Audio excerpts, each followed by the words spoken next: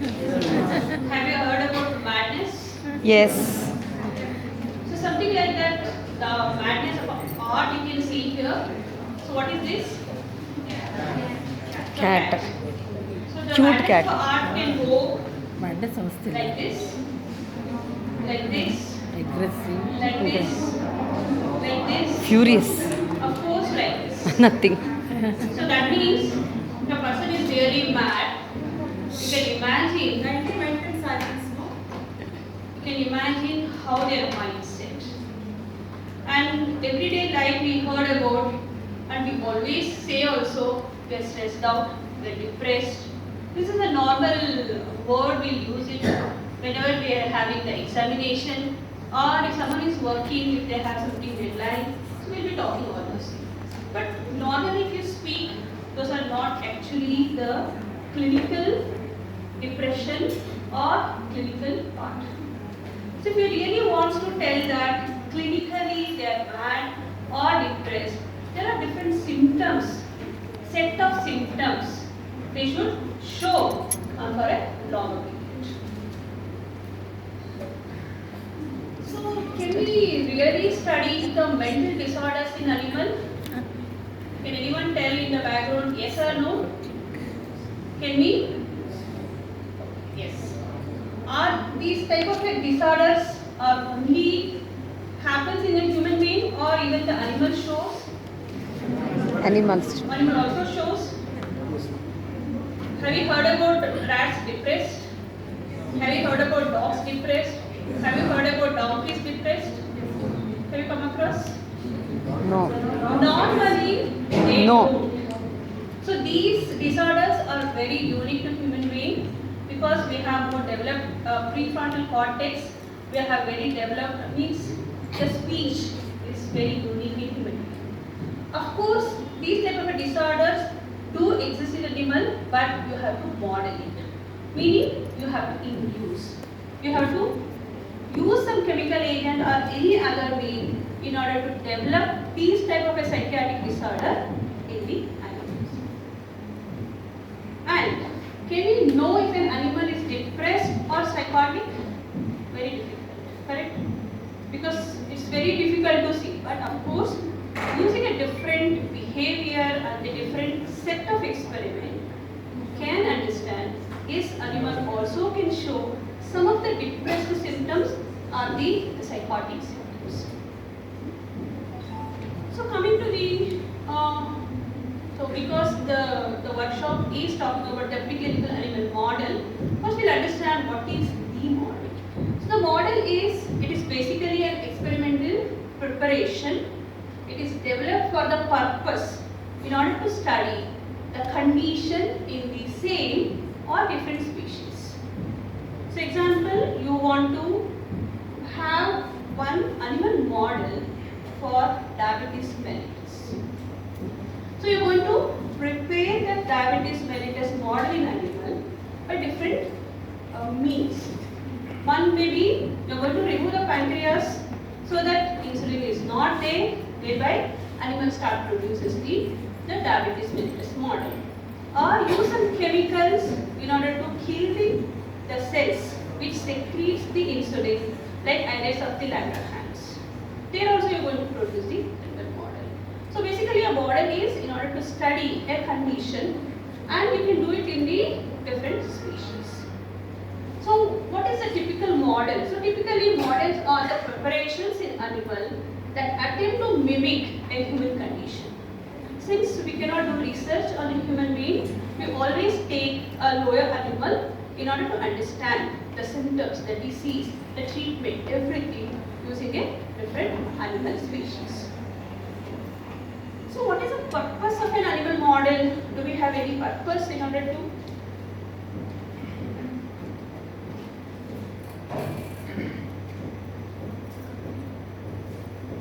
So the purpose of an animal model is basically mimic the syndrome in its entirety. So mimic the syndrome means it may be a depression, it may be anxiety, or it may be diabetes mellitus as a whole. So we are seeing in the diabetic patient, we are seeing increase in the blood sugar level. We are seeing in the the body weight may be reduced.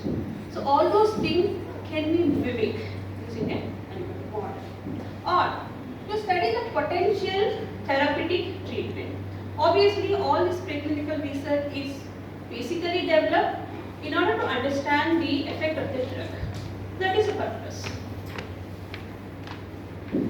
So if you see the mimic syndrome in its entirety, you can see that difficult if your knowledge of the syndrome is incomplete or changing.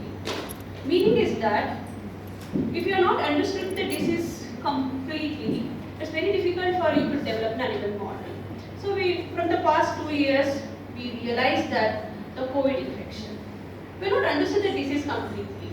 Hence, it's very difficult to model animal model for this type of condition. Until unless you don't understand the disease completely, it's very difficult for us to model the animal model. Next is, so as I already told you, basically animal model are developed in order to study the potential drugs. But what happens sometimes, as Dr. Mahati already told, so force field test is the golden test in order to use to screen the antidepressant drug. But when it is developed, very long time, maybe 50 years back, the force field test has been developed. During that condition, the understanding for depression is only related to the monoamine hypothesis. So monoamine hypothesis means depression is because of the decrease in the dopamine level, decrease in the serotonin level, decrease in the norepinephrine level. So with that hypothesis, they developed the force field test. But during the 50 years, a lot of development happened. So now the antidepressant treatment is not only targeting the monoamine, it's something else. So we have a very different mechanism of action. So here if you see, it tends to concentrate on effect of a known drugs, which may mimic their ability to identify a new drugs with novel mechanism of action. So already the model has been developed on the monoamine hypothesis. But if the drug is acting on the NMDA receptor, if a drug is acting on the neurotrophic factor, then obviously the old model cannot be used. So during that time, what you have to do? You have to develop a new model which can fit all this. Now, obviously, Mahatri has really given a lot of information about the model. Obviously, you have to select a proper animal model. So she told the rationale behind the selecting the animal model. So depending on your hypothesis, you have to select the animal model. Okay? But the model, whatever is developed, is it giving the relevant information? That is the model validation. Okay? So validation happens at every level. It may be a simple assay method which is developed in the chemistry lab. So like that, even in the pharmacology or in the preclinical study also, model validation is play a very important role. So models are only as sound as the information currently available in the clinical literature. Meaning is that whatever the model we have developed, it has to give all the information regarding whatever the knowledge we have in the clinical setup. So to give one example, so we have seen depression. So major depression, there is a low esteem. Low esteem means the patient feel that they are not worthy. And we also heard about the suicide tendency. A lot of depressive patients, they do also have this sleep disturbances. And majorly, if the depression is for a longer period or if the chronic in nature, they start developing memory impairment or the cognitive deficit. So these are the information we gain from the clinical setup. So when you want to develop a model, when you want to really validate a model, all those information should reflect in the animal model. Next is, models assume a common basis for the behavior and the physiology of a various species. So as a MPharm or as a PhD, so we always use as a rodent model for our study. So we assume that whatever the behavior or the physiology shown by this rodent are similar to human being. Okay. Next is, the model should be reliable in terms of induction and outcome.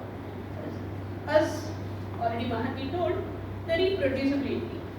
Okay, so she already showed that how the scopolamine in different labs are used in different really doses, but ultimately the final goal is same.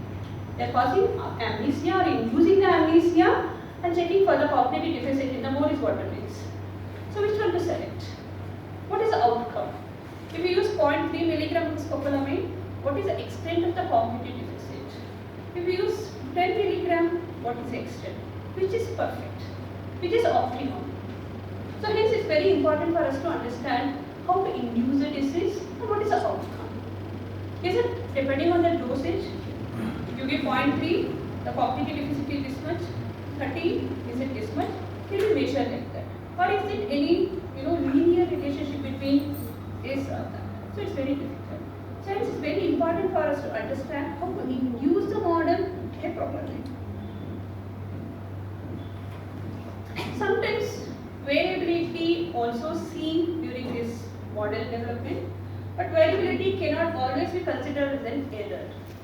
It's not an error, variability do exist. So when you want to go for biochemical parameter, the variability will be very minimal. But when you see the behavior, variability will be really more. So obviously when you are selecting an animal model or when you are developing an animal model, there are three important validity parameters you have to consider when you want to develop or you want to use it. So what are those three? So basically there are three important. One is called as a predictive validity, second is the face validity, and third is the construct validity. So basically in a simple word, if I want to tell you, predictive validity is nothing but you have developed a model for a particular disease. If you give a drug in that model, it has to show the effect. That means the therapeutic outcome should be observable in that particular animal model. Then you can say that that particular animal model having predictive validity. Coming to the face validity relates to the symptoms of the disease. If the symptom is low esteem, can be reproduced in the animal model. So all symptoms comes under face validity. Coming to the construct validity, so the construct validity basically talk about the pathogenesis of a disease. So as to give the same example what Mahati has told, MPTP model. So MPTP model basically it's a used as a Parkinson's disease model where it causes oxidative stress in the mitochondria of the substantia nigra dopaminergic neurons. Why it is so specific to dopaminergic neuron? Any idea?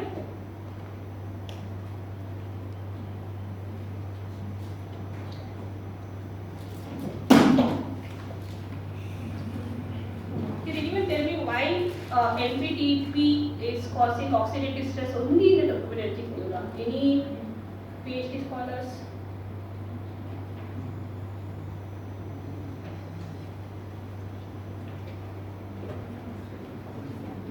Others? Anyone? Not Mahati surely. Others. So basically the dopaminergic neuron, they consume more oxygen. So they are active neurons. So whenever there is an oxygen consumption is more, the probability of oxidative stress is also high. So hence MPTP is so specific for the dopaminergic neuron. So the pathogenesis means even if you see in the clinical Parkinson's disease patient also, there is a oxidative stress is happening in the human brain. So because of that, the pathogenesis of an MPTP model and the clinical Parkinson's disease is almost similar. So hence you can call MPTP model has very good construct validity. But what happens usually is, it's impossible to get an animal model to have all the three validity in one animal. Hence it's always important, so you should use test batteries. Means some animal model will have a 2, some may be having 1. So if you do some 3 to 4 animal model, then you can cover all the three validity for that particular then you can conclude yes. So this is the same thing what I explained, predictive, construct validity and the phase validity. So with this we can just give a conclusion. It is probably not possible to model a complex brain disorder sometimes. So all the brain disorder, including the schizophrenia, the anxiety disorder, the phobic disorder, or the ADHD, any disorder, they are all complex in nature. It's impossible for us to develop an animal model having all these complex phenomena.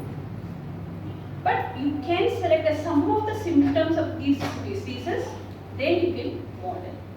Then it's easy for you to interpret. You may take one symptom of a depression, one symptom of the learning and memory, select it, you can start modeling, and you have to use all these test batteries so that finally you can conclude that yes, the drug is acting on a particular disease. Animal models are useful to relate. So obviously whatever the data we get, as we already understood that depending on the preclinical data, safety data, everything, now the molecule enters into the clinical trial. So hence the models are useful to relate, especially the symptoms of a particular pathogenesis. Animal models are crucial, especially in the preclinical screening of drugs. So almost all our post-graduation project or even the PhD project in the pharmacy colleges, we basically go around the screening of different molecules. Then genetic models will have to reflect the polygenic nature of these disorders. Meaning is that if you want to select a genetic model, it should be polygenic. Polygenic means you should not select a particular gene knockout and tell yes, this drug is active. Because in the clinical setup or in the reality, it is not like that. There will be a lot of interaction will be happening, a lot of other genes are also affected. Hence, whatever the genetic model you are going to use or you are going to develop in future should be polygenic in nature, not a monogenic. So now we will get into the different psychiatric disorder. I'm just going to just give some models for psychiatric disorder. So first I'll start with the schizophrenia. Can anyone tell me what is schizophrenia?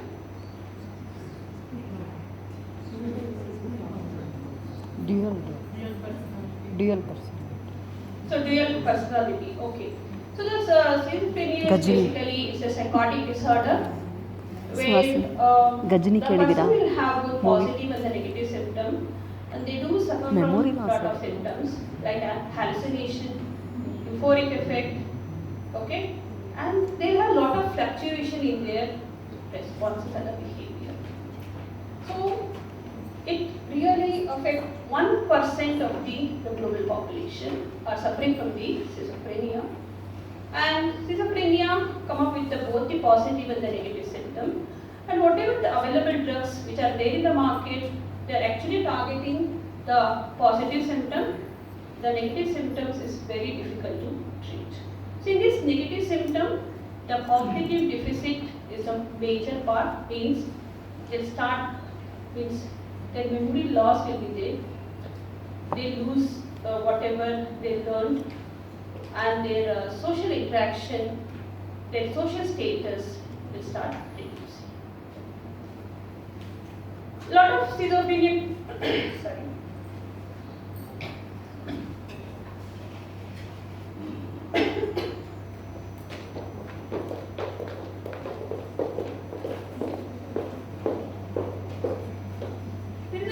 Genetic composition or a genetic reason for the schizophrenia.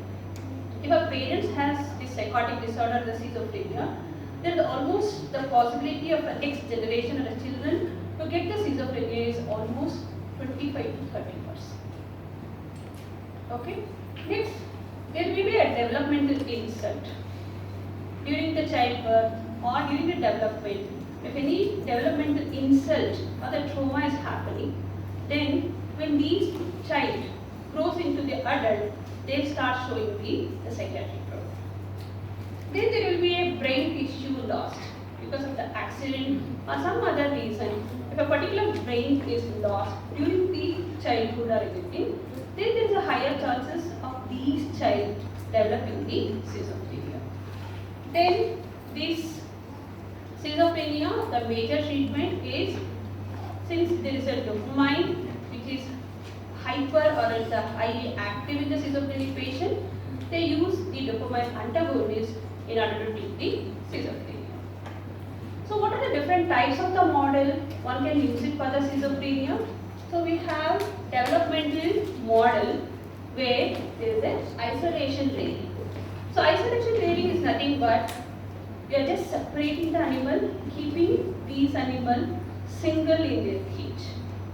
So even if you really recall your childhood, if you are in a group, you will enjoy, you played games with your cousins, friends, everything.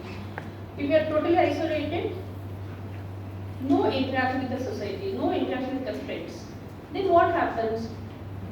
After once they reaches adolescent and the adult, so they start showing all the psychiatric problem. Okay? So this can be modeled in animal where you are just keeping these pups, the small babies, this rat, separate. They are not in the group. Usually one rat, it delivers 8 to 12 pups at once. They will be together till they will be 22 days or 25 days. But during this 25 days, if you keep them separately, there is no social interaction, then once this animal reaches the adulthood, that is 2 months or 3 months, they start showing all the schizophrenic symptoms. So you can model that. Next is, you can use a psychostimulant in order to get the psychiatric problem or the psychosis. So some of the psychostimulant, have you heard about cocaine? Have you heard about amphetamine, methamphetamine? They are all the drugs used for abuse. So the long-term use of this cocaine or the methamphetamine in turn produces the schizophrenia. So that you can actually develop. Then there is a one model or the genetic model where they knock out a particular gene which is for NR1 subunit. So this NR1 subunit is basically a subunit which is present in the NMDA receptor. So the NMDA receptor is for glutaminergic neurotransmission. So particularly they will remove that and then they will understand how this model shows the symptoms of the psychosis. Then we have lesion. Lesion means we are just removing a particular the brain area. You do the surgery, you will remove the particular brain area. So here it is a neonatal ventral hippocampal lesion. So there are 4 different words. Particularly if you concentrate on this, hippocampus is the brain region which is present in the temporal lobe. Okay. So what is the function of the hippocampus? Hippocampus is very much necessary for the memory formation. So today you people have come from so far places. Then after 6 months if you come, you will have a memory, you can read the same place.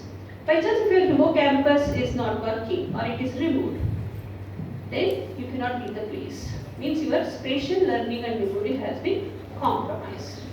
So what in this model that does is, during a neonatal stage, means during the 8-day-old or a 10-day-old, they will do the surgery, they will remove the hippocampus. So once the hippocampus has been removed, then once this animal develops into adult, it will start showing the schizophrenia. So like this, there are various models used for the schizophrenia. So here if you see the developmental model, drug-induced model, genetic model and the lesion-induced. So if you see the number of studies done, so a lot of studies has been used the genetic model in order to understand the schizophrenia. So only one model I am going to explain here, as I told you, isolation rearing model. So here you could see that usually the rats will be like this. But when you separate them, you are just isolating from their friends or. So what happens when you really separate them? These animals start showing the increased aggression. Can anyone tell me what is aggression? Angriness.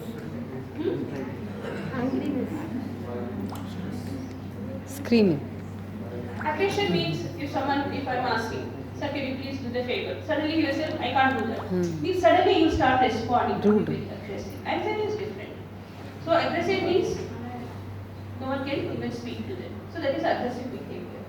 Then because of this, there is a changes in the neurotransmitter happens in the brain.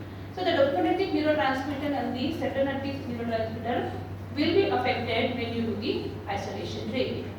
Then once this animal model is developed, these animals will respond to the amphetamine in very different way, and these isolated animals, they shows there is a defect in the pre-pulsed inhibition. So now I will explain to you what is the pre-pulsed inhibition. So basically, if you see here, okay. Pointer.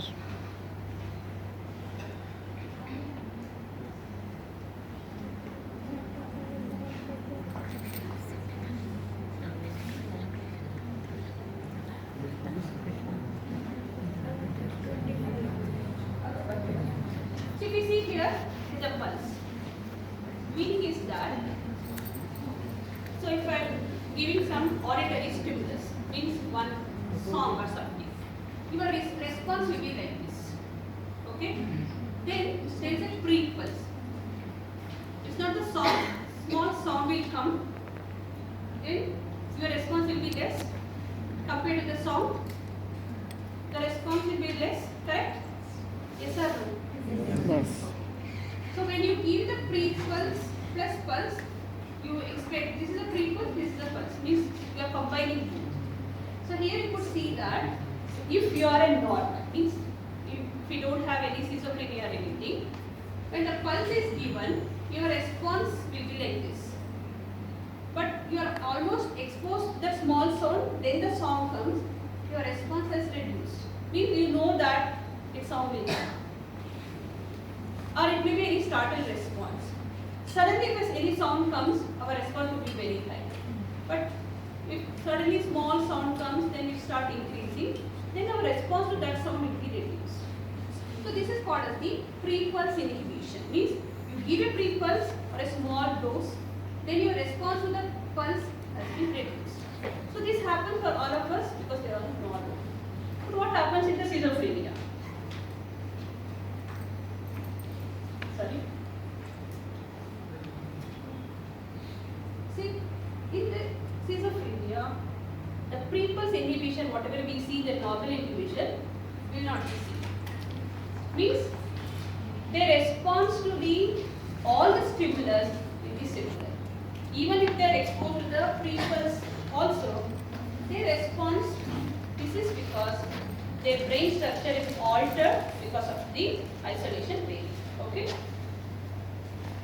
So here you could see that the isolated animal showing the defect as compared to the normal group animals.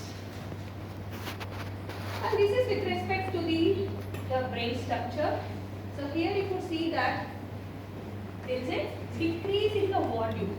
So the prefrontal cortex is the one which is necessary for the decision making, and it plays a very important role in the working memory component. So what happens in the isolation training? The prefrontal cortex volume has been reduced in the isolated animal as compared to the normal animal. So what does that mean? The prefrontal cortex, which is playing a very important role in the decision making and the working memory, now its size has been reduced. That means now it cannot perform the normal function which used to happen in the normal. So conclusion is that obviously animal model play a very important role in order to understand the complex human disorder. It may be brain disorder, it may be metabolic disorder, or any other disorder. Isolation training is basically it has all the validity, it has a predictive phase and the construction validity. So because of that, you can compare the data, whatever you are going to get with this model, and you can use to the higher level. Next, moving on to the next psychiatric disorder, depression. So if you see the depression, as per the WHO, in the 2013, the second highest percent of the people who die because of that depression. So it may be because of our lifestyle changes, or it may be because of our expectation has been increased. So many reasons. So the number of people who are suffering from a depression is keep on increasing. So if you see the total global population, around 10 to 15% of the global population are suffering from the depression. So there are a lot of genetic predispositions. So someone aunt is suffering from depression, there is a higher chance of the next generation having the depression. If a parents are suffering from depression, there is a very higher. If a twin brother or a twin sister getting the depression in the next is very high. So there is a genetic component, a very important role in the pathogenesis of the depression. Then these depressed patients, they shows a lot of psychological and physiological symptoms. Physiological symptom means, physiologically means they have increase in the heart rate, they start sweating. So these are the physiological phenomena. Psychological means they start isolating from the group. They don't want to mingle with the friends. Okay, they don't like lights. The social isolation starts. Some depressed patients, they stop eating. On the other hand, some depressed patients, they eat more.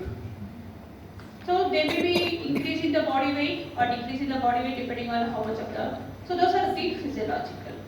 We also see psychological. So some they attempt suicide.